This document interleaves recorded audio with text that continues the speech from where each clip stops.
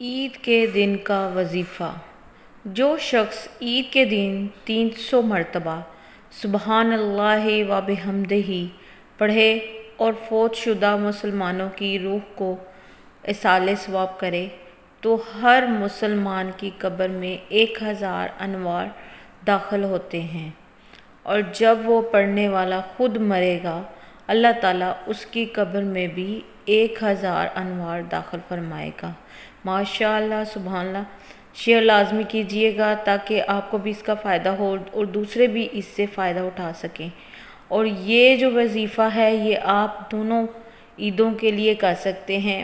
دعاؤں میں یاد رکھیے گا۔ اللہ حافظ۔